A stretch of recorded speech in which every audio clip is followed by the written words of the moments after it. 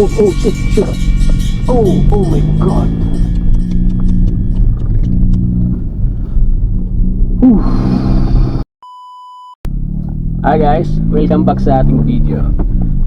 Magbibigay lang tayo ng quick tips, no, sa video na to para sa mga beginner, sa mga new drivers, sa mga learners drivers. Kasi isa ito sa pinakamahalagang factor bilang isang driver, lalong-lalo na nga kung tayo ay nag-uumpisa pa lamang mag-aral mag-drive. Isa sa pinakamahalaga yung tinatawag natin na right judgment.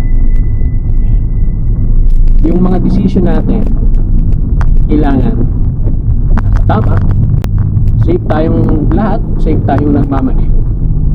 The right judgment ay isa sa pinakamahirap talagang aralin, dahil ito yung tinatawag natin na pagtansya, or kailangan kasi marunong tayo magbasa, no, ng mga road user, yung mga ibang gumagamit ng kalsada, yung mga kapwa natin motorista. Dapat nababasa natin yung kanilang galaw, and sa pamamagitan ng pag-scan natin, sa pagmamasid natin, so kailangan nakakapag-react tayo, nakakagawa tayo ng mga decision as much as possible, makakapag-isip ka kaagad ng mabilisan. So yun yung actually nade-develop naman yan, kaya mahalaga talaga yung pag-practice. Napakahalaga. Kasi the more na nagpa-practice tayo, the more na inuulit-ulit natin, doon natin natututunan yung mga bagay-bagay na kailangan natin maintindihan. Kasi sa public, syempre hindi natin control yung mga ginagawa ng mga ibang motorista, ng ibang mga road user.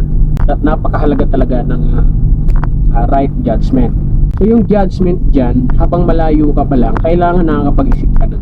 So dalawa lang naman yan either mag-slow down ka na, malayo pa lang, or di kaya na may, kung kinakailangan mag-stop, so full stop ka na lang. Kasi nangyayari, yung mga alanganing mga sitwasyon, mga kaibigan, dyan madalas nangyayari yung mga unexpected talaga accident. Hindi man natin sinasadya, so mangyayari yan, lalo alanganin talaga yung mga galaw ng isang driver. So as a new driver, wag muna natin gawin yung mga bagay-bagay na hindi pa natin kaya, katulad ng pag-overtake. No, sa big no, wag muna natin itatry, dahil sa pag-overtake kailangan dyan ng right judgment talaga. So madaming mga situation na kailangan nakakapag-decide tayo ng maayos, nakakapag-react tayo agad, no? Kailangan hindi delay, no? Kasi kaya nga ang pinakamaganda, yan, lagi ko naman itong ina-advise mga kaibigan, kapag kayo nagmamaneho, kailangan ang focus nyo, ang tingin nyo, as much as possible, kung kaya nyong layuan yung tingin nyo sa pinakamalayong tingin, so kailangan magagawa natin.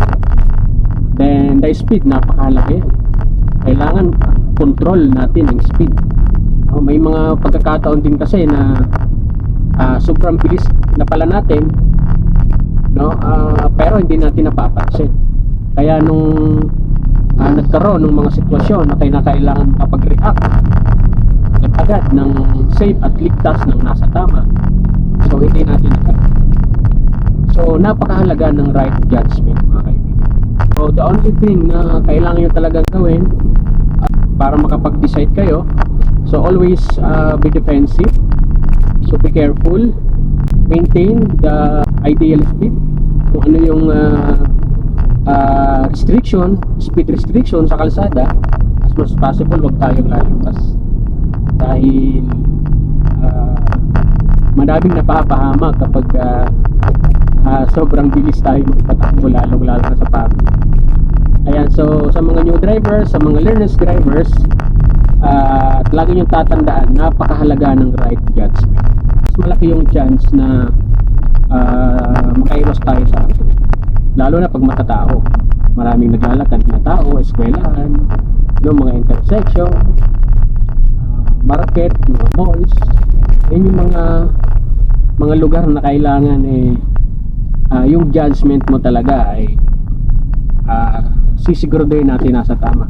Alam nyo kasi sa pagmamaneho, bawal talaga magkamali. Okay lang sana kung nandun tayo sa mga lugar na control, no? Yung control, yung walang mga sasakyan, walang mga tao, okay lang magkamali dyan. Pero pag nandun tayo sa public, sa mga busy na daan, once na nagkamali tayo dyan, hindi yung maganda yung kahihinat na. So napakahalaga ng right judgment. Anyway, sa mga naghahanap pala, no, ng personal coach, yan, available po tayo dyan, pwede tayo dyan. Of course, sa mga kinakabahan, natatakot, yan, although marunong na mag-drive, isa yan sa expertise natin, ang magtanggal ng kaba.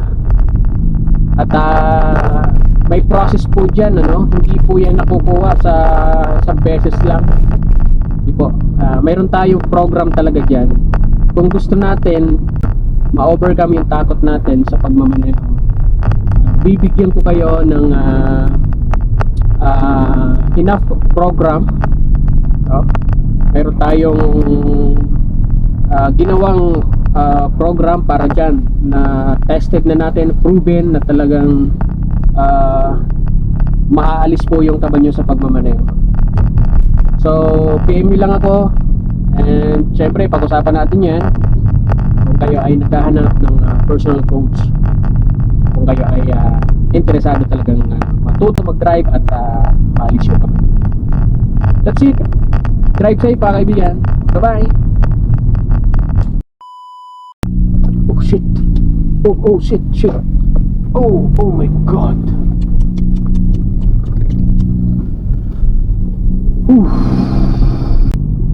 It's a prank.